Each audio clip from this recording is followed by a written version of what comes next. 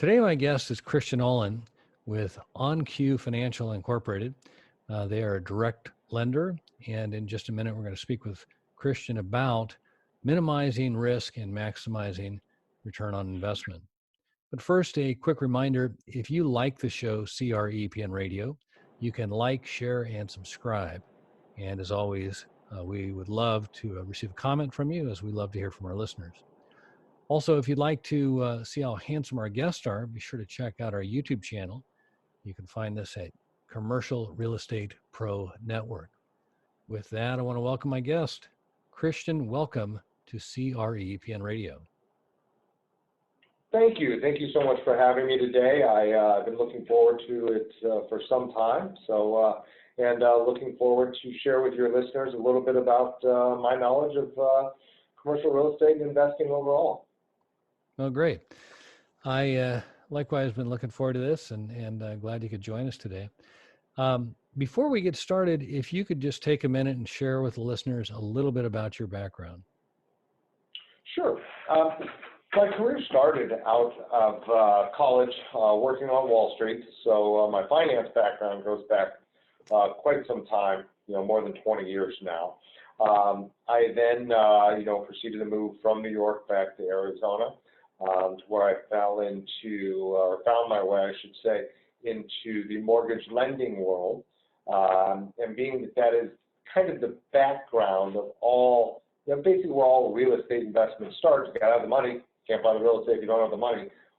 It really kind of became my passion, and I've enjoyed it as a career. I've been here with OnQ for about a year and a half, heading up a new direct lending division. That actually specializes in working with some investors as well. And, it's been another facet to the business, and had a mortgage lead generation company that I had for some time that's still in business, quite successful. But I basically sold out of it to take this venture with OnQ. Got it. Well, to start with, I wonder if you could take a minute and just distinguish between a direct lender as opposed to, I assume the comparison would be to a mortgage broker. Is that? Somewhat, yes. So there's a couple different facets when we talk direct lending, right? Okay. A direct lender, primarily, if you say it to, in layman's terms, it basically means somebody that can lend directly on a Fannie or Freddie government-backed product, right? Now, the term that I use it in is more of a direct lending, meaning that we supply the marketing for the mortgage loan officers, mortgage brokers, mortgage bankers. That term is applicable to all of those. Basically what it means is it's a more competing space, and the counter to it, to help you understand it, would be retail. Retail is where the mortgage broker, loan officer, mortgage consultant, whatever you want to refer to them as, they're all synonymous. Typically, they get their business from realtors, CPAs, and et cetera, whereas a direct lending model is focused more on marketing, leads, et cetera. Gotcha. So you guys are more marketing direct to the consumer as opposed through the real estate agent or however that works. We're both, actually. OnQ, we've got about 900 employees, 90 retail locations across the United States. We'll do north of $4 billion in volume this year. We're extremely strong in the retail space, which I assist with. And then this new direct lending division of OnQ is kind of my pet project, kind of dumbs it down, but it's my new baby, so to speak. Gotcha. All right. So as we talked just briefly before getting started, the majority of listeners are investors, whether they're looking to get started or, looking to grow their portfolio. And I was wondering if you could, speak a little bit to, what you see with investors and how they can best position themselves in order to, be a strong candidate for lending. Sure. I think it comes down to a few points. First, I think that right now everybody has commercial investment, home investment, I'm talking to my Uber driver, and he's telling me how he wants to flip homes, right? So everybody has this fever right now. Now, with that, you bring up the word positioning. You want to position yourself in a good market, in a good area, where you're going to be able to maintain a good, not only net operating income, but return on investment. And sometimes that means being a little strategic.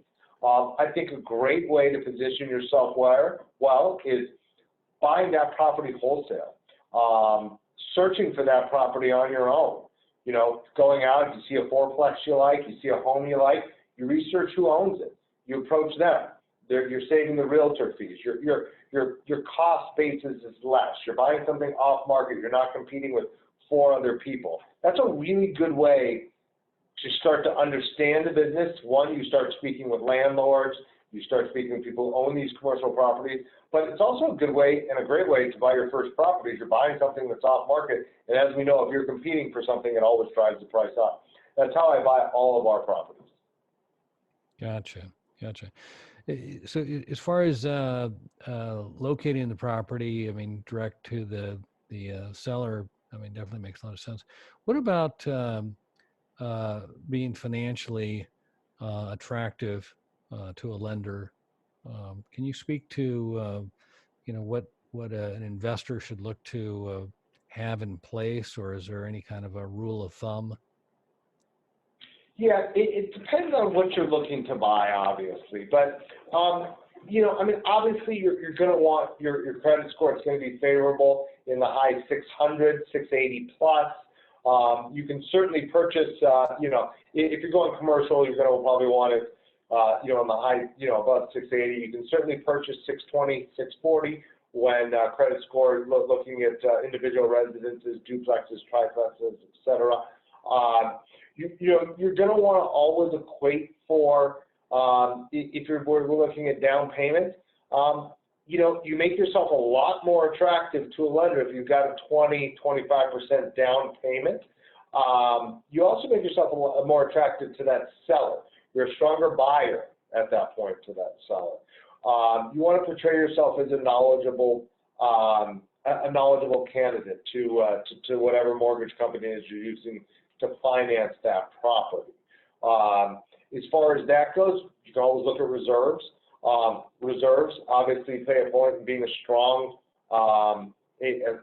borrowing candidate at that point. 12 months of reserves always looks excellent sitting in a savings account. But all the time they don't discriminate when it comes to that. If it's in any account that's liquid, so to speak, they're happy with that as well. Those 3 things are going to make you look much stronger to a lender. Got it. And in that, would it also help you negotiate a rate, or is it just a matter of qualifying versus not qualifying? Well, to answer that question, it will help you negotiate a rate. If you're really looking to negotiate a rate, what I would do is I'd talk to a few different lenders and pit those lenders against each other, right? The reality is the money costs me the same as it costs the bank next door, right? Or the bank down the street, or the broker down the street. It's when you come into looking at the additional fees that all go into your APR as well as your cost basis, right? i.e. origination fee, appraisal fee, things like that can run quite high on commercial and residential properties. But you want to look at all of those things together. Is when you're looking as far as qualifying for it. If you're missing that 620 credit, we're probably, there's not a lender out there that's probably going to be able to qualify you. If they did, your down payment is going to be very, very high, right? You're probably looking at a hard money source at that time, which can be an okay, way to finance your first property, but not so much in qualifying. Just in getting the lenders to compete for you. Always get a few offers. You'll be surprised to see what you see in the difference between those, and that's how you get them to compete for you, is when they know you're talking to more than one lender. Gotcha. The multiple lenders, And I know that, especially when you're working on an individual or a residential property where they're looking at you and your credit score, uh, by approaching multiple lenders, are you not running a risk of I don't want to say damaging, but affecting your credit score? Is that a risk, or is it risk worth taking, or can you speak to that?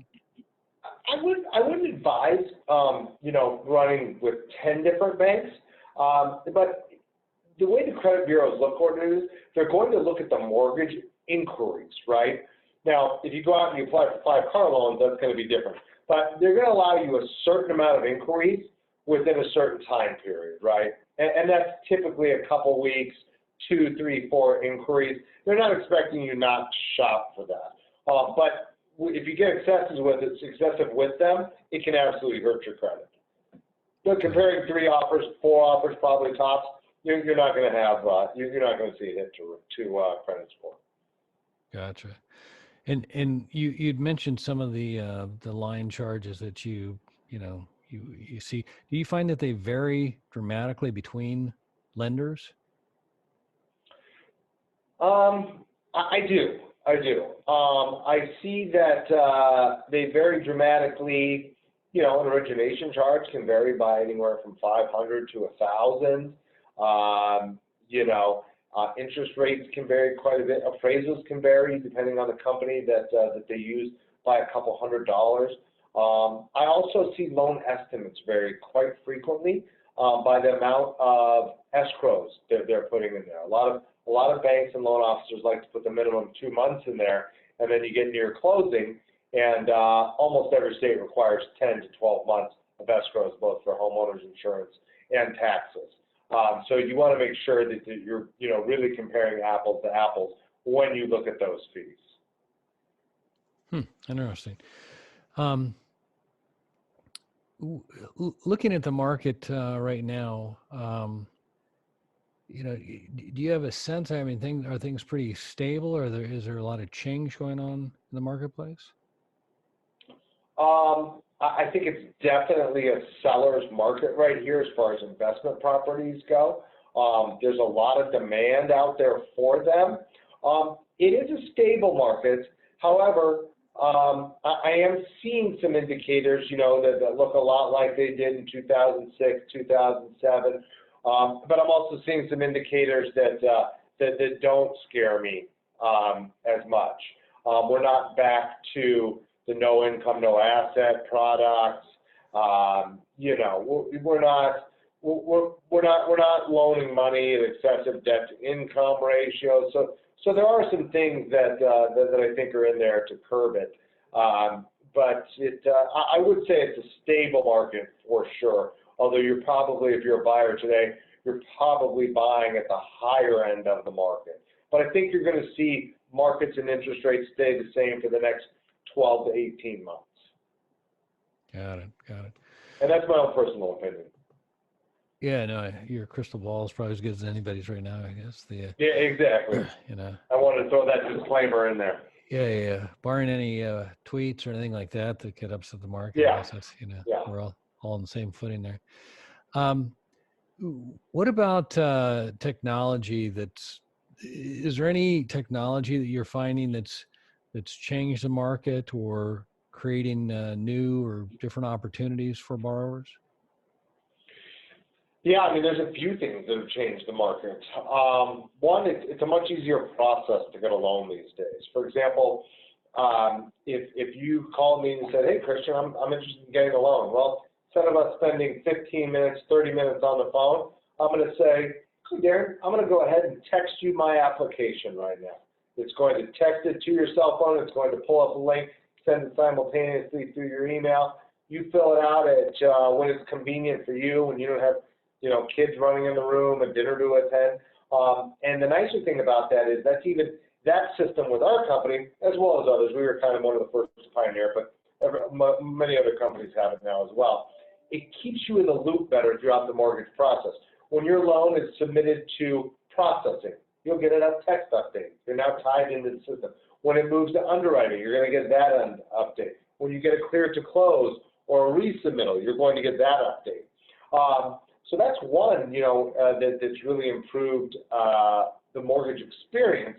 Another one, the technology, is there's multiple independent software programs now that you can use to break down neighborhoods, a specific property, rent rolls.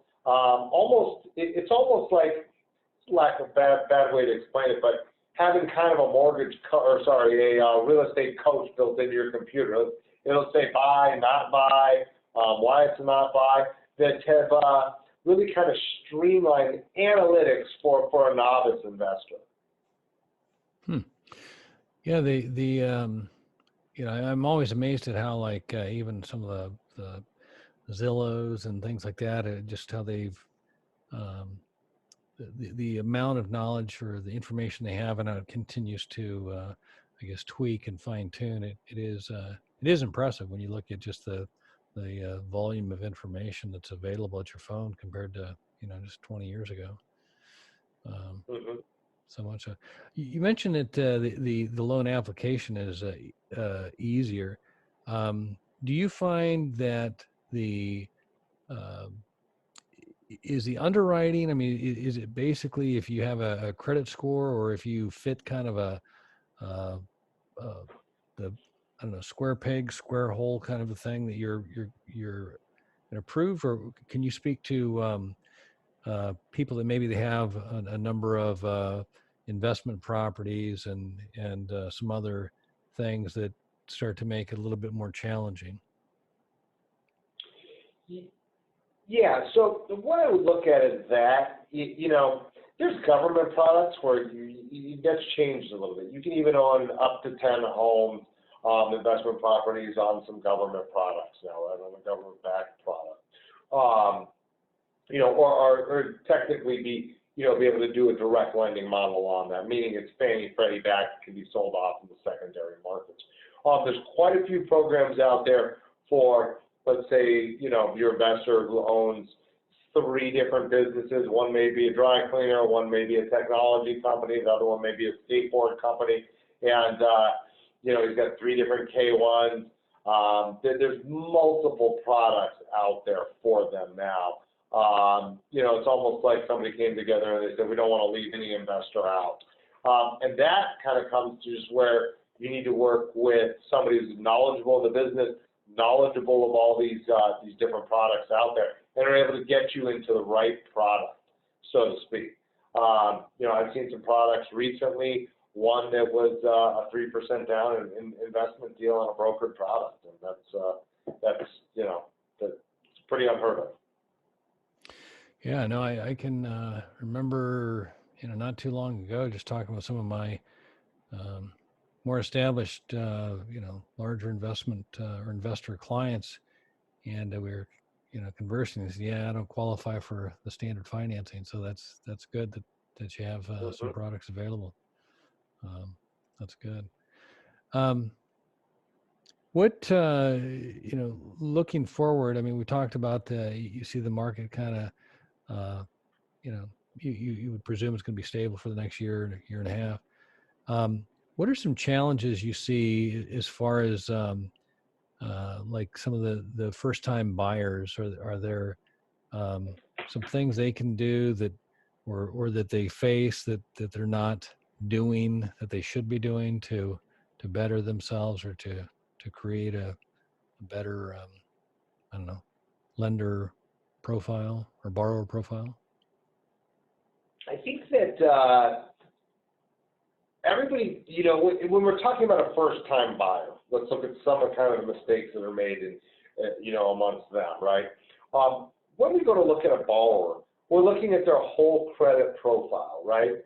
So I think that what they're forgetting is that, hey, buying that SUV, buying that boat, taking out that credit card at the local furniture store, that all goes into your credit profile.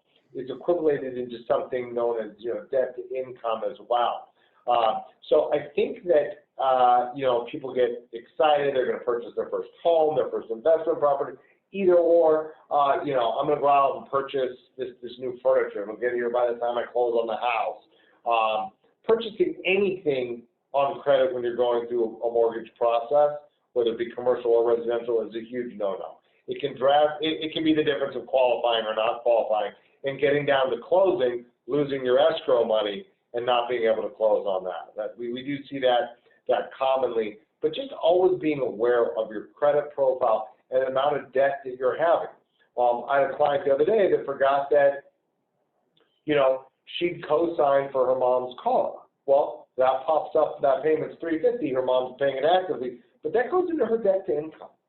That's looked at on her credit profile. Gotcha. And debt to income, what kind of a ratio is kind of a go, no go? No-go is always really, anything above, including the payment of that property, anything really above 49%. But there's many different programs where you can get many different debt to income ratios. But, there's that old rule of thumb, you really want to be 28 to 33%, all payments in of your debt to income, right? And that's just a good financial rule of thumb to kind of live by. Gotcha. No, I appreciate you sharing that. I've read and continue to kind of look at. It's been a while since I was a first-time home buyer, but just recognizing the student loan debt that's out there, and the crazy amounts of student loan debt, and how long that's going to take to pay off, plus then trying to buy a house and all that. And I'm just, it's something seems like it's got to change. I don't know what will change. I think as long as universities have a line around the block with students wanting to go, and easy, government financing to do that, something's not. I don't know that anything's going to change here, but it certainly, it appears that it would make it more difficult for a lot of first-time buyers with that kind of a weight coming out of college. Yeah, it's not uncommon for us to see borrowers with $300-400 a month recurring student loan payments. I've even seen some recently that were above $1,000. They certainly were not doctors or lawyers. Yeah, no, that's it just gets. Well, I hope that nothing like that happens. Well, who knows? You do what you do, and I think you make decisions you make, hoping that it'll pay out there. And pay off later. Right, but anyway. Hey, Christian, if we could, I'd like to shift gears here for a second. As I mentioned to you earlier, by day I'm an insurance broker and work with my clients to manage risk. And we typically we consider three different strategies. The first is, can we avoid the risk? If we can't avoid the risk, then we look and see if there's a way to minimize the risk. And if we're not able to minimize the risk, then we ask, is there a way we could transfer the risk? And that's what an insurance policy is. It's a risk transfer tool. And so anyway, looking at that and trying to figure out a way to kind of tie that into this conversation, I've been asking my guests if they could take a look at their business, their clients, the whole real estate investment landscape, and if they could consider what they see the biggest risk is. And just to be clear, I'm not necessarily looking for an insurance related answer. I believe risk is everywhere, and certainly much greater than just what an insurance policy covers. So if you're willing, Christian Olin, I'd like to ask you, what is the biggest risk? Sure. And I think when we're talking about residential and investment properties, there are a lot of them. I personally feel, because I've fallen subject to it myself, the biggest risk for an investor, someone purchasing a home, a first-time home buyer, is getting emotional about the purchase. And a lot of people say getting emotional. Well, it's an emotional experience. It's, your first-time home buyer, it's your first investment property. But to dive in a little deeper, what I mean about it is we're in a market right now where there's almost always more than one offer on that property, right? That inherently creates more emotion than if you're just, when you're in a bidding environment, it becomes more emotional. You sometimes would, and so how does that, people say, well, how does emotion affect risk? Well, emotion can affect risk. Well, it's our inherent nature to be competitive, right? So you get into a bidding situation on a 2-plex, 4-plex, you find a perfect white picket fence house as your first home, you have to have that house, and your budget's $300,000, and the next thing you know, you bid yourself up to $350,000. While you can certainly probably still qualify for that, is that going to fit in well with the rest of your lifestyle? Are you somebody that eats out 5 times a week? So you're going to have to cut that part out. The emotional aspect of it, you find an investor property that's redone, and you're the 7th bid on it. So oh my God, if I just, all these experienced investors are bidding on this. This has got to be my first investment property. Next thing you know, you're bid number 8. You're outbidding guys who have a whole lot, or women who have a whole lot more investor knowledge than you have, because you've gotten caught up in that horse race, rat race, and it's all done through emotions. So the one thing that I've learned, and I've learned it the hard way, even on my personal residence I live in now that I got into a bidding war on, is that there will always be another property. And you have to remind yourself. And when you're buying a home with a partner, you're buying a home with your wife, girlfriend, boyfriend, husband, whatever it may be, now you've got twice the emotion. So kind of to answer that question, emotion is always going to be your biggest risk. No, that's some truth. I recall the first house we bought. First thing my wife said when she walked in, "I love it." There's the leverage. You had to do it. Yeah, leverage is all gone there. So yeah. So that's funny. Yeah, you end up paying more. You end up, which if it's your personal residence, it can put you in, it's maybe not going to bankrupt you, but you might have to make some sacrifices you weren't going to make. If you're an investor in that property, it's going to change your net operating income. It's going to change your cap rate, your cash flow, everything. So true. Say, Christian, where can the listeners go if they'd like to connect or learn more? Yeah, onqfinancial.com. That's onqfinancial.com. And also my personal email is another great contact. It's Christian, CHRISTIAN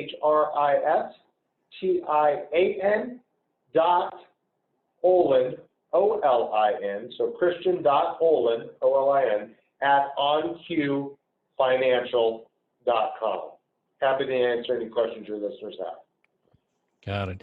We'll list that in the show notes. And Christian, I just want to say thanks for taking the time. I've enjoyed our talk, learned a lot, and hope we can do it again soon. Sounds great. I do too. Thanks again for having me on your show. Really appreciate it. All right. For our listeners, if you like this episode, don't forget to like, share, and subscribe. Remember, the more you know, the more you grow.